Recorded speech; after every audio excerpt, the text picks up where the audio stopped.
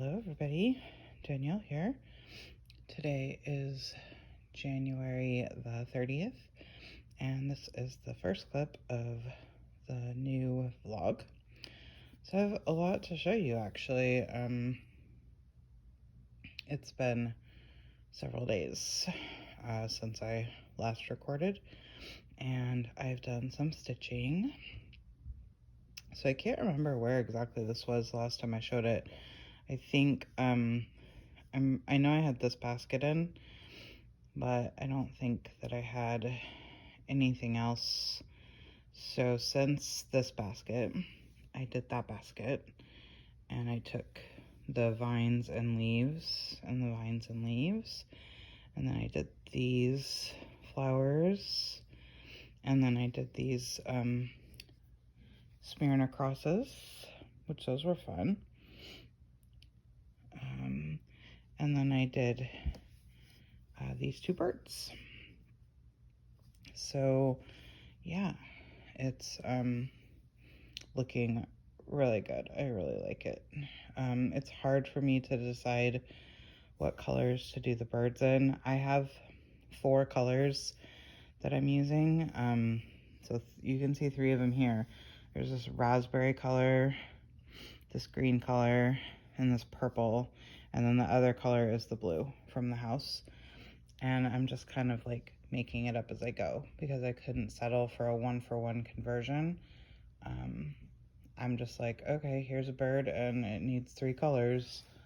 So I grabbed 3 of the 4, and then that's just kind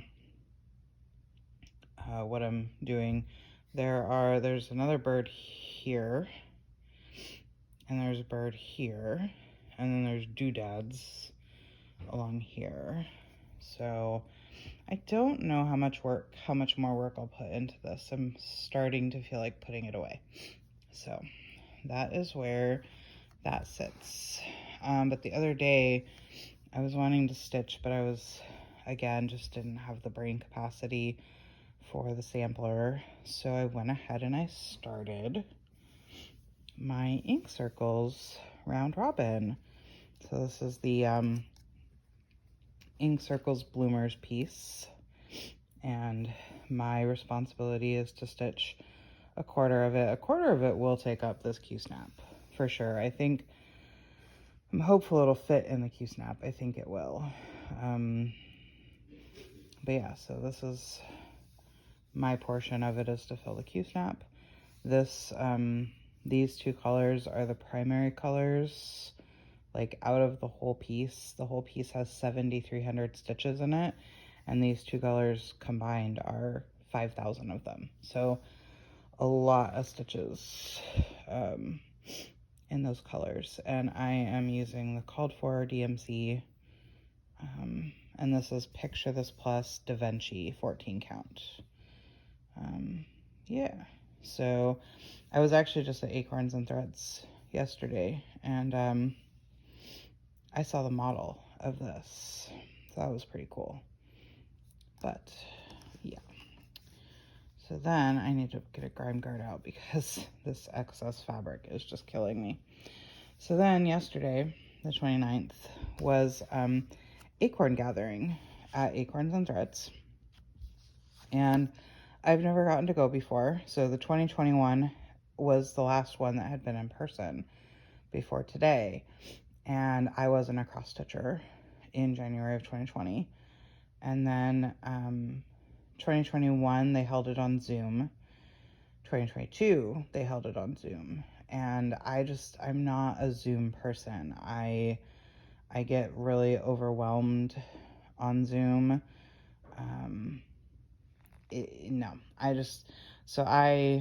I've already figured this out about myself, so I've never, paid to do a Zoom retreat. So this year they announced that it was going to be the same hybrid model that they did for Pacific Northwest Stitch Summit, and that there would be an in-person element. So I signed up to go, and it was a lot of fun. And this is our project. It's called Snack Bar by Lindy Stitches. And they're so cute. So it's a couple of bears, and they're gathering up acorns. Stephanie was on the Zoom, and she said she was inspired by like a children's artist or children's book illustrator who apparently for a time did work at Disney back in the day when everything was hand drawn. And but yeah, so that's what it was, a couple of books that inspired these bears. And then because it's acorn gathering, all acorn gathering charts feature acorns. And so she was like, well, I hope bears eat acorns because they're going to be collecting a little bowl of acorns. And apparently they do. So it worked out. So I went ahead and I started this at the little event. I want to say retreat, but it's not. It's just a day. So I started the bear. I'm typically a corner starter anyways, but I didn't really want to start with like a bunch of counting because it was on paper, of course, and I prefer to work digitally, so I will be like scanning this pattern. But so I was like, well, I'll start in the bottom corner instead. And I wanted to skip the border for now. I wanted to just work on this bear because that's good blocky stitching. Excuse me. So I started here and I came around and I outlined up to here, and then I came back to here and I outlined up to here, and then I put its tail in because I was like, if I get too far, I'll just stitch past that tail, and then I just started filling in. So that's how far I got in the day. I would estimate it's 250 stitches or so. This is a printed Lugana. You can see on the back it doesn't have that modeling. It's like Vintage Rose by Zweigart, 32 count. It's a little tight. I actually have a piece of this in my stash, funny enough, and it is a tiny bit tight, so I will say that. But yeah, so that was my start on that. So that's all the stitching that I've done in the last several days. Thankfully, my injury, so like I can show you now because it's not, that night that I recorded it was fresh. And I don't want to show like a fresh wound, but it's not that bad, but I definitely hit a nerve because like the top of my fingertip feels funky, especially close to it. But it's not that bad. But it's just really angry underneath. I don't know. Like this skin is not loose at all. Like there's an edge there, but it's not loose. So I don't want to like cut at it or whatever. And I don't know if the skin will like heal itself or just die off. So we'll see. But thankfully it's on my left hand, so it doesn't impact my stitching too much, other than that normally I pinch my floss between these two fingers to pull it.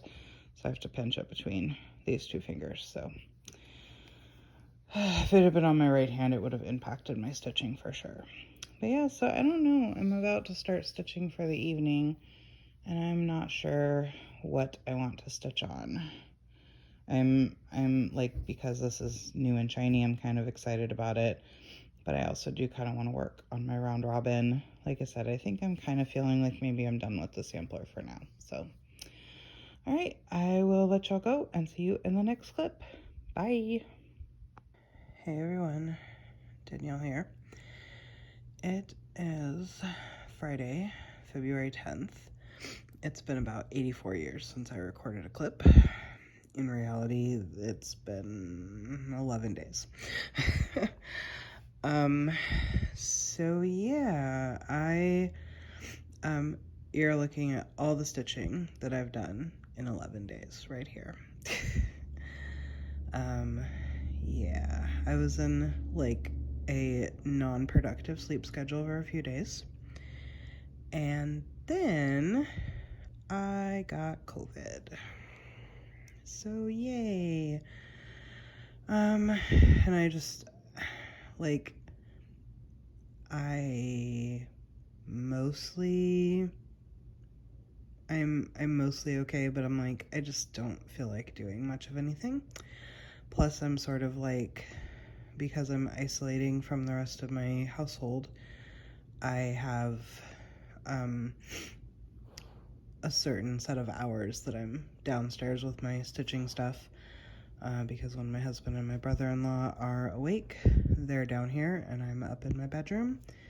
And then when my husband goes to bed, I come downstairs. And I mean, that's basically, like, we spend time together. But, like, that's kind of how it goes. Like, I'm more the, like, stay up all night person and sleep during the day.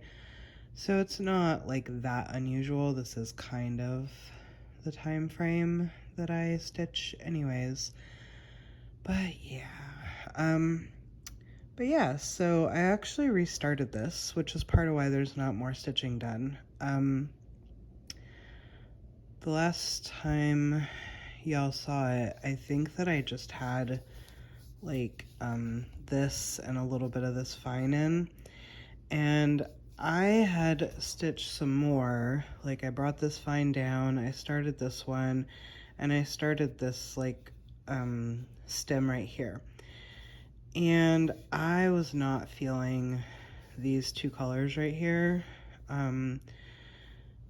In the model, they cast green, and on this fabric, they were extremely brown.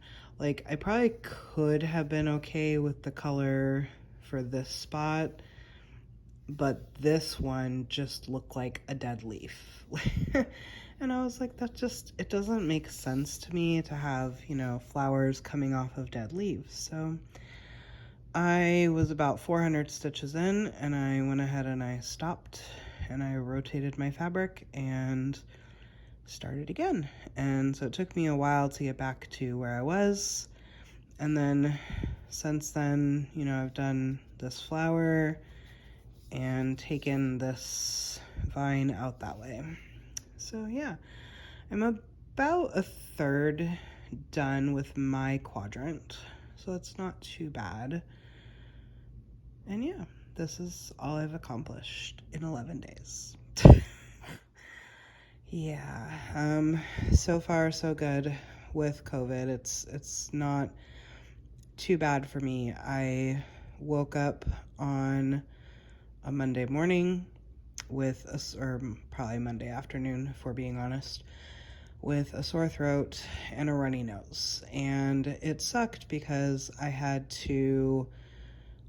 had for a few weeks a donation pickup scheduled to come. This specific organization will come to your door. And so I had it scheduled for a while, and Monday was the day before the pickup. And so I needed to finish pulling all the things from the various parts of the house and getting them into the garage, and then organizing that plus what was already in the garage. I'm gonna put this down. You can look at my nurse dog, Piper. So I was doing that, while feeling like I was getting sick. But like the sore throat and the runny nose, like that's just how all my stuff starts. Like, and it didn't feel any more intense or worse than normal. But then I took later in the evening, I was starting to feel kind of achy, but I wasn't really alarmed because, like I said, I kind of had to push myself physically to do all that work I had to do. And so I went to bed, and I woke up at like 2 in the morning, I think, so it was Tuesday morning by this point. And I got out of bed and I just got the most like violent chills from the temperature change. And I was just like, okay, that's not normal. Definitely not normal for me. So I spent Tuesday feeling really cruddy, just intense like body aches and really bad congestion. Like, I was taking Sudafed, and Sudafed just was not helping me. And so finally, I was in bed and thinking, like, oh, these body aches are really painful. This isn't normally something I struggle with. I was like, the next time I go downstairs, I better take a COVID test. So, but I slept, so that turned into 3 o'clock in the morning on Wednesday morning. I got up out of bed, took the COVID test, and it was positive. And I was just, I mean, like, I knew it was either the flu or COVID because, again, the body aches and chills, I just don't normally deal with that. But I was so mad because I'm like, 3 years, y'all, 3 years I have avoided COVID. But yeah, so I got on the phone with a doctor, and I was like, should I get the antiviral medication? She said yes, so I started that on Wednesday afternoon, and now it is Friday morning. So, yeah, and I'm actually doing pretty well. The antiviral pretty quickly cleared up all the like aches and pains, as well as it definitely took the edge off the congestion. Like, that was like day one. I could breathe better, and I didn't have the aches and chills anymore. And then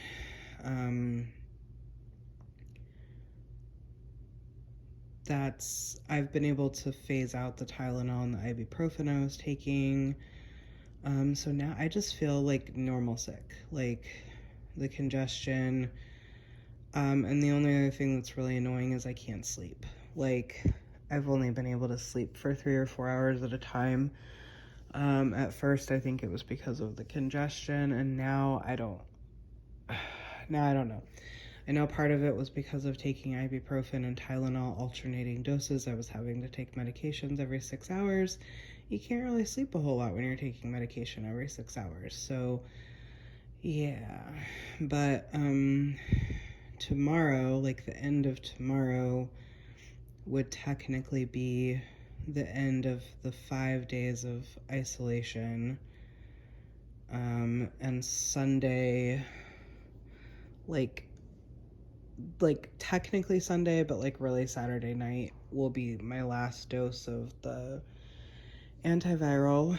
And I'm really, really, really hoping I'm gonna test myself again on Sunday after I'm done with the antiviral course, because I am supposed to go to Vegas on Thursday, so now it's in 6 days. So, yeah, so much fun.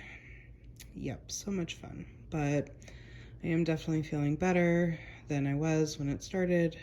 Just now, like, I'm staying as far away from my husband and brother-in-law as possible. Obviously, the damage has already been done because they were exposed, in the incubation period and my first 2 days of symptoms. But so far, they've had, the extreme limited, like, I come downstairs to fill my water bottle, basically, and I mask to do that. So it's been today will be like 3 days since they've had any real exposure to me, and so far they're okay. And I think my incubation period was only 2 or 3 days. So hopefully they're good, because I also won't be able to go to Vegas if my husband comes down sick. So yeah, so I'm hoping to get some more stitching done in the next few nights that I'm downstairs. I just gotta start sleeping during the day when I'm upstairs in bed. But now that I've phased out Tylenol and ibuprofen, I'll be on medication every 12 hours. So at least when I fall asleep, I don't have to wake myself up for meds. But yeah, that's it. That's the update. Yeah. It has been a heck of a month, and it's only the 10th, so keep your fingers crossed for me that I can go to Vegas. This will end up being like a long time between vlogs, because I'll probably, I guess, film one more time, like with my progress before I hopefully leave town, and then I'll probably throw it up, you know, while I'm gone or whatever, but it's been a little while. So, alright, I'm gonna let y'all go for this clip, and I'll see y'all in the next one. Bye! Hey everyone, Danielle here. So, I am too lazy to get up and grab my stitching that I have to show you. I'm currently laying on the couch, trying to just kind of like relax and maybe rest my eyes for the like last 2 hours that I have before I get picked up to go to the airport to go to Vegas. So this is my fireplace app thingy that I put on when I'm just like chilling on the couch, don't want to listen to anything, or don't want to watch anything. And I'm gonna put in a picture of my stitching that I have to show you after I let y'all go in the last clip. I started this project, which is the Let's Make a Statement #1 pattern by D's 20 Stitches. And it says, trans rights are worth more than boy wizards. And then I left off the little flag, or the little like flag-like things at the bottom with the little stitches going downward, because the way Dee finished it is like in a flag, in like a pendant style flag, and I will just put it like on a block probably, so I decided to leave that part out. But yeah, so I stitched that. It was funny because I had the Picture This Plus dusk 14 count sitting here next to me the last couple weeks, because I'd pulled it for when I wanted to do my first of my 2 quirky Quakers for February, which we'll see if that happens or not. But it had just been sitting there next to me, and I was like, yep, black Ada, perfect for this. And then I just pulled so the yellow, the green, the light blue, and the pink are all Bestitch Me silks. The white is colored cotton, and then the variegated floss for trans rights is a Karen Water Lilies that I had seen it at Acorns and Threads, and I was like, oh my gosh, this is like trans pride colors. And it was a little bit too much white or cream colored for me. I fussy cut it for a while, and then I was sick and tired of fussy cutting, so I just stitched with it after a while. But yeah, I really love how it came out. I'm super proud of it, and I think it's a really important message. If you're new here, I did cover my stance on this a while ago, but I'll just kind of like recap. So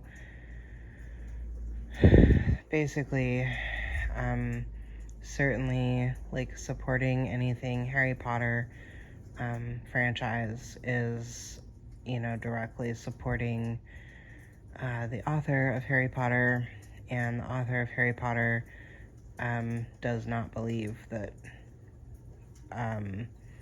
trans people are real people. Like, she does not believe that trans women are women, or that trans men are men, and she actively uses her platform, uses her money to attack the trans community, not just with, words, but with her money to help fund anti-trans legislation.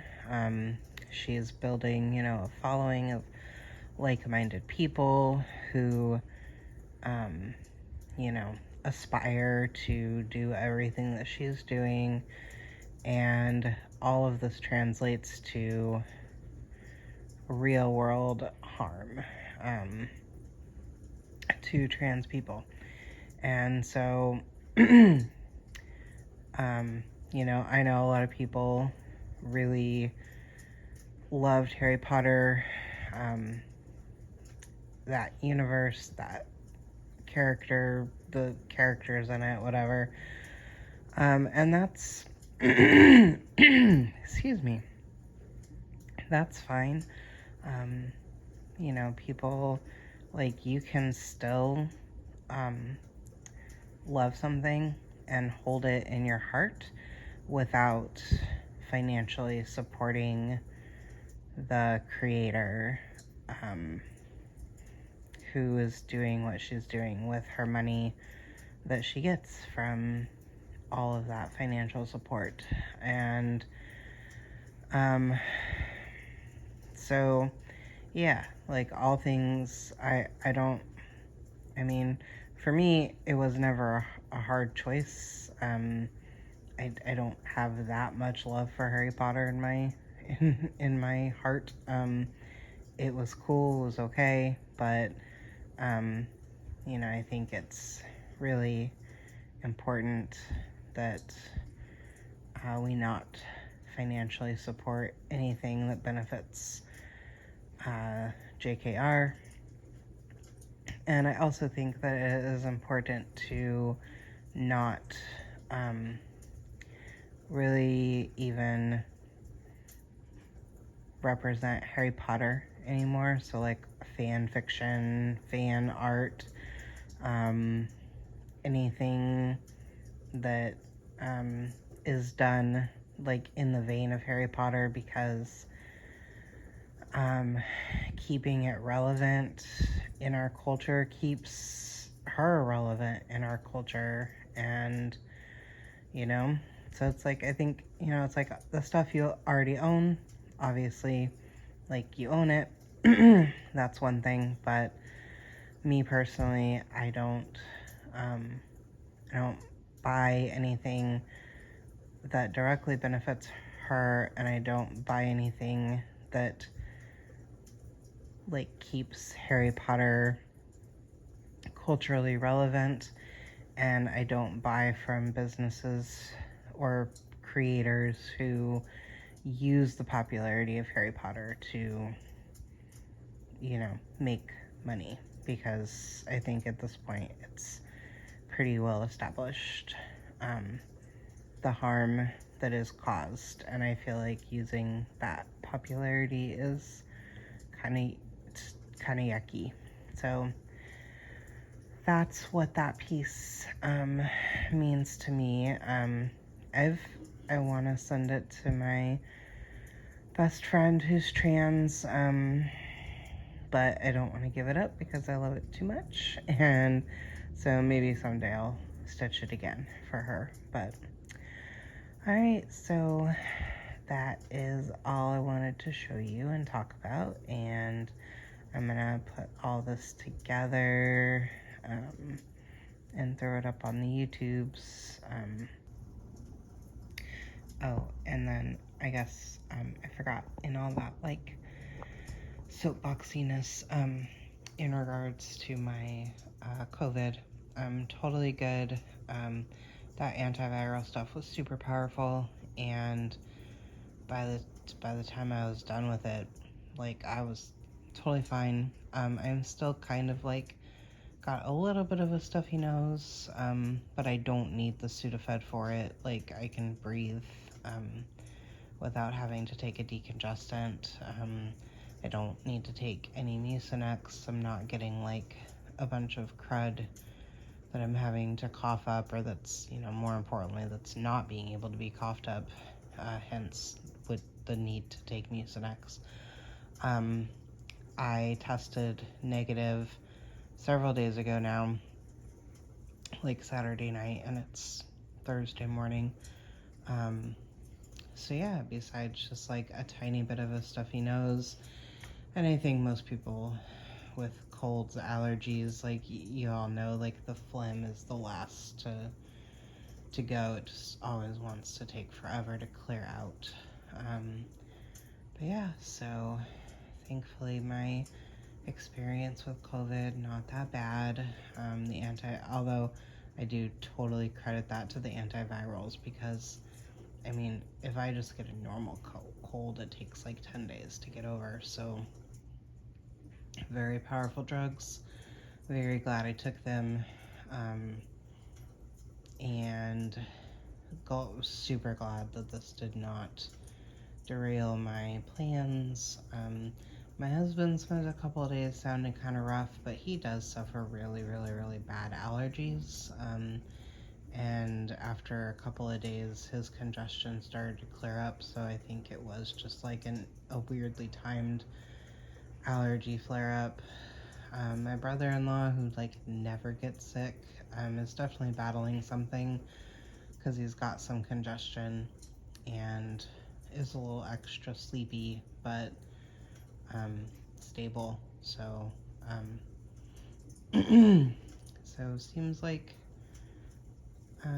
everything's good, and glad that the timing all worked out. So alright, while I'm away, or at the latest when I get back, I'm probably gonna be like too busy and tired to do it while I'm away. But yeah, I'll get this all put together and up on YouTube in the next few days, and I'll see y'all in the next vlog. Bye.